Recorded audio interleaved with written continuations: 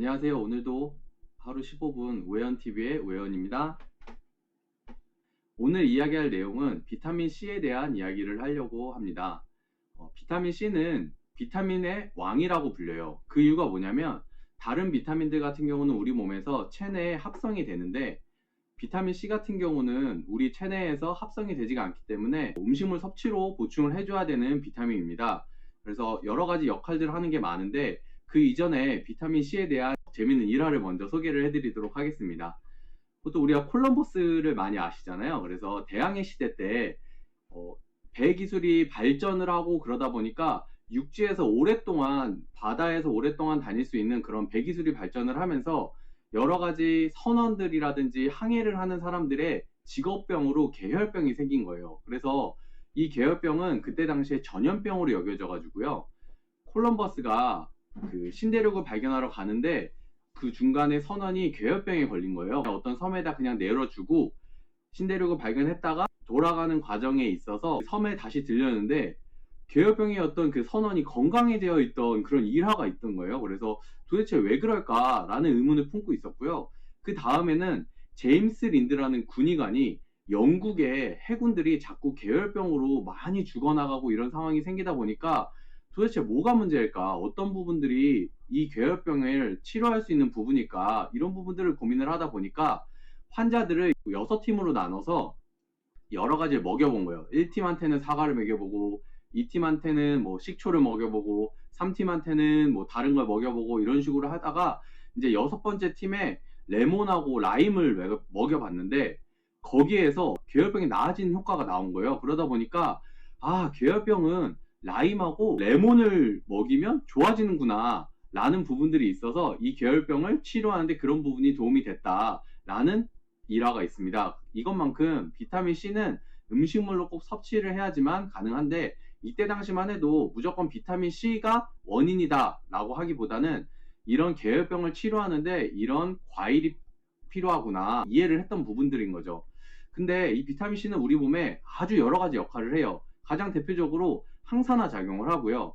우리 몸의 활성산소라고 이야기를 하죠. 숨만 쉬거나 스트레스 받거나 이런 유해산소, 활성산소들이 들어왔을 때 이런 부분들을 제거해주는 역할을 하고요. 조금 좋은 역할 중에 또 다른 거 하나는 우리가 항산화 요소라고 이야기를 하지만 해독이라고 하죠. 어떤 약품이나 아니면 어떤 안 좋은 성분들이 들어왔을 때 그런 것들을 해독하는 데 도움을 주는 게 또 비타민 C가 하는 역할입니다. 그리고 많은 분들이 아시는 것처럼 철분 흡수를 도와주기도 하는데요. 진짜 핵심 내용 중에 하나는 우리 몸의 단백질과 같이 합성이 돼서 콜라겐을 형성한다는 거예요. 그래서 어떤 모든 우리 안에 세포들은 다 콜라겐의 영향을 받는데요. 그 콜라겐을 합성하는 데 있어서 단백질과 비타민C가 합성이 됐을 때 콜라겐 형성을 한다. 그거 외에도 우리 몸의 여러 가지 세포들에 들어가서 특히 백혈구 같은 데 들어가서 바이러스라든지 그런 것들을 잡는데 힘을 주기 때문에 면역력 강화에도 아주 도움이 된다고 합니다. 그거 외에도 피부 미용뿐만이 아니고 비타민 C가 우리 몸에서 배출이 될 때 장 속에 있는 뭐 카드뮴, 납 이런 것 같은 중금속까지도 배출하는 그런 효과가 있다고 하고요. 피부 미용에도 도움이 많이 되는 이렇게 너무 많은 역할을 하는 게 바로 이 비타민 C입니다.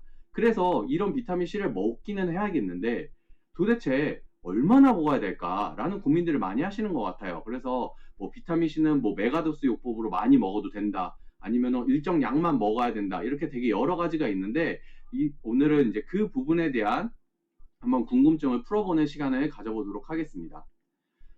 일단 권장 용량을 보시면요. 미국 같은 경우는 하루에 60mg, 한국 같은 경우는 100mg을 권장 용량으로 하고 있어요. 근데 이거 같은 경우는 진짜 계열병에 걸리지 않을 최소한의 용량을 권장 용량으로 되어 있는 것이고요. 건강 유지 용량이라 해서 내가 진짜 건강한 생활을 지속적으로 해 나갈 수 있는 용량으로는 500mg에서 1500mg을 이야기를 합니다. 근데 라이너스 폴링 연구소라고 이야기를 하는데 전 세계에서 최초로 메가도스 요법의 창시자라고 이야기하는 박사님이세요. 그래서 라이너스 폴링 연구소에서는 2000mg 이하를 권장을 하고요. 그다음에 치료 요법으로 해가지고 비타민 의학적으로 봤을 때는 하루에 3번 나눠서 6000mg 이상을 먹어야 된다. 이렇게 되게 다양하게 되어 있어요. 근데 이거를 한번 과연 진짜 어떻게 먹는 게 효과적일지에 대해서 이야기를 해보면요. 먼저 라이너스 폴링에 대해서 이야기를 해드릴게요. 이분이 비타민 C에 아주 맹신자셨어요. 그래서 메가도스 요법의 창시를 하셨고 감기가 걸렸을 때 비타민 C를 먹으면 도움이 된다라는 그 사회 인식을 처음으로 만드신 분이에요. 근데 이분이 이런 이야기를 하셨어요. 하루에 10에서 18g의 비타민 C를 지속적으로 복용을 하면 오래 살 수 있다라고 이야기를 했거든요. 이게 10g이면은 총 1000mg이거든요. 근데 실제로 이분은 비타민 C를 꾸준히 섭취를 하셨고 나이가 90세가 넘게 건강하게 살다가 돌아가셨습니다. 그래서 과연 이게 진짜일까라는 부분들도 여러 가지 의문점이 생기기도 하죠.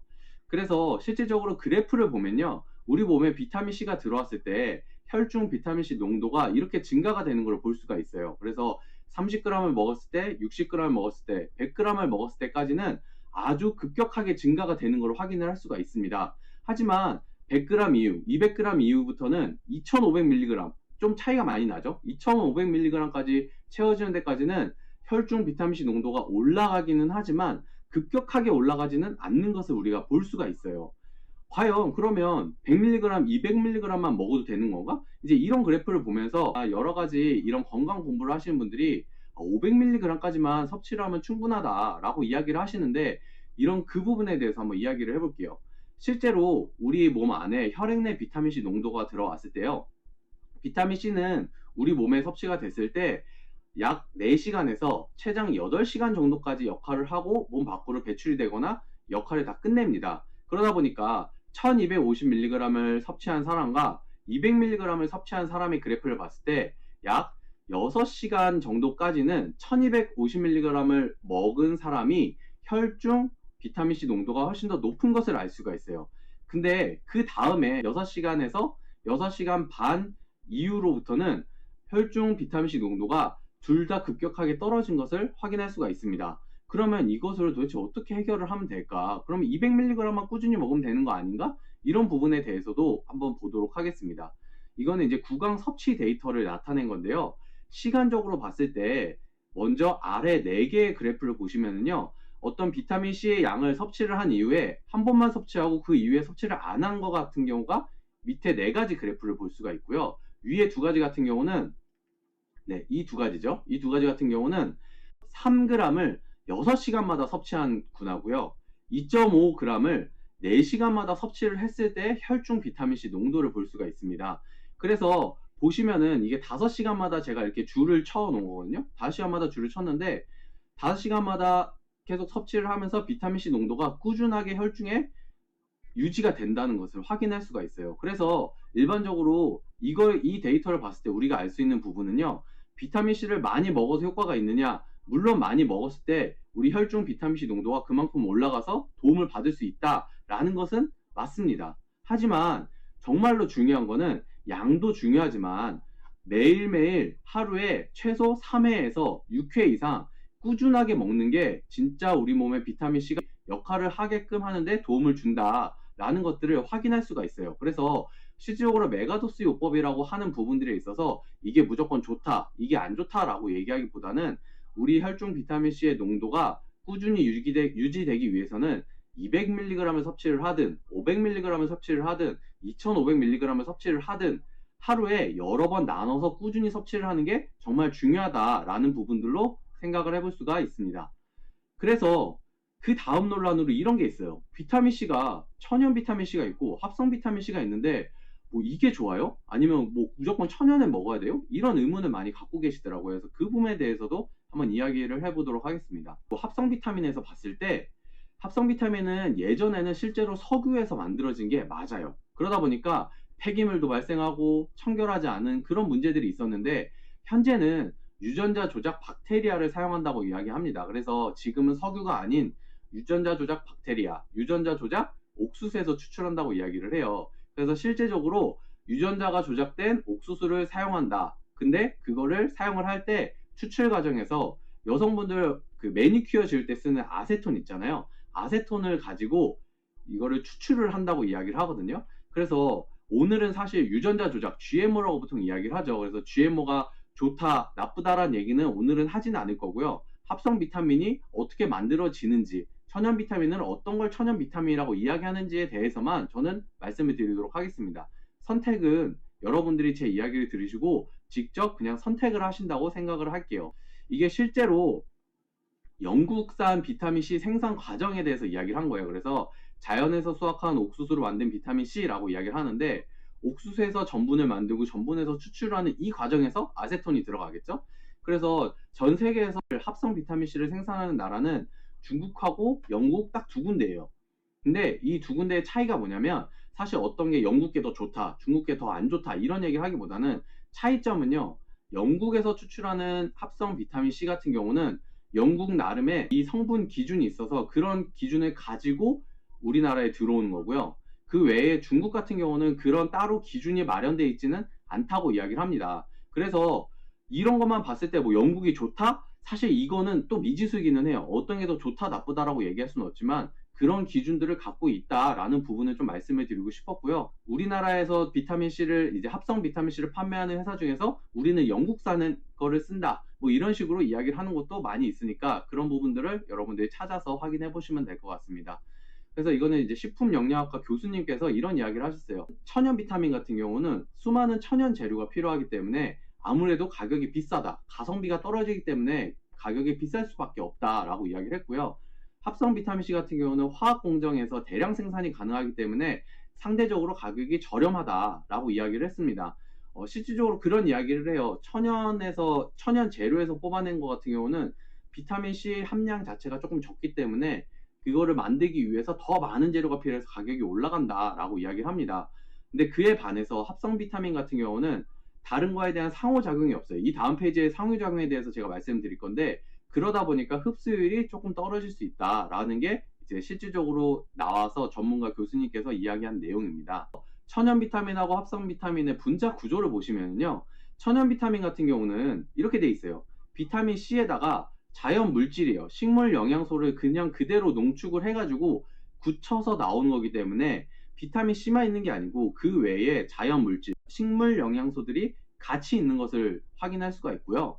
합성 비타민 같은 경우는 합성 비타민 C를 뽑아낸 거기 때문에 비타민 C가 알아서 응고가 되지 않아요. 그래서 그 안에 응고제라든지 합성 향료라든지 합성 착색료라든지 이런 것들이 뭉쳐지는데 필요한 거죠. 그래서 그런 부분들이 들어가서 비타민 C가 만들어진 게 합성 비타민이다 라고 확인을 할 수가 있습니다. 그래서 아까 보셨다시피 이 비타민 C가 실질적으로 천연하고 합성 비타민에 비타민 C 같은 경우는 1.75배 정도의 차이가 있다고 이야기를 해요. 그래서 천연 비타민의 합성 비타민에 비해서 1.75배 정도가 흡수율이 더 좋다라는 연구 결과가 있습니다. 네, 그래서 이런 식으로 구분이 되어 있어요. 천연 비타민 같은 경우는 뒤쪽 원료명에 자연으로부터 얻은 농산물이라든지 과일이라든지 이런 것들에 대한 표기가 돼 있다는 거죠. 하지만 합성 비타민 같은 경우는 원료명만 써 있는 거예요. 왜냐하면 그 성분을 추출해낸 거기 때문에 그 원료명만 써 있는 게 합성 비타민이라고 볼 수 있고요. 우리 뉴트라이트 아세로라 C 같은 경우도 이런 식으로 아세로라 농축물, 아세로라 C, 굴껍질 혼합, 과일 건조 혼합물, 만다린 오렌지, 건조 레몬 이런 식으로 실제 과일 이름들이 써 있는 것을 확인할 수가 있습니다. 그래서 이런 부분들에 있어서 천연 비타민이라고 이야기를 하는 거지, 천연 자체는 그냥 과일 자체를 먹는 걸 이야기하기 때문에 뭐 천연에 대한 논란을 이제 그거 가지고 이제 우기시는 거는 조금 논란의 여지가 있기 때문에 조금 조심하셨으면 좋겠습니다. 그리고 우리나라는 실제적으로 천연 성분이 1% 이상만 들어가도 천연 비타민이라고 이야기를 할 수가 있대요. 그렇기 때문에 실제로 이게 어떻게 성분이 만들어지고 어떤 재료를 가지고 만들어지는지를 확인을 하셔서 구매하시는 게 좀 도움이 된다는 것을 알 수가 있습니다. 그래서 제가 이거를 실질적으로 이제 불에 태워봤어요. 다른 비타민 C하고 이제 우리 뉴트라이트 아세로라 C를 불에 태워봤는데, 이건 이제 화학식을 본다고 이야기를 하죠. 그래서 타사 비타민 C 같은 경우는 왜 이렇게 됐는지라고 제가 말씀을 드리지는 않을게요. 하지만 합성 비타민 같은 경우는 태웠을 때 이렇게 빨대, 플라스틱이 타는 것처럼 이렇게 조금 이쪽이 보이죠? 네, 이런 식으로 좀 검은색 길게 나오고 냄새도 좀 역한 걸 확인할 수가 있었어요. 그리고 여기 두 번째 이제 어린아이들이 먹는 비타민 C 형식으로 많이 나오는 건데, 이거 같은 경우는 좀 지글지글 끓면서 좀 달고나 향이 나오는 당 성분이 좀 들어가 있는 그런 것들에 대한 느낌을 받을 수가 있었고요.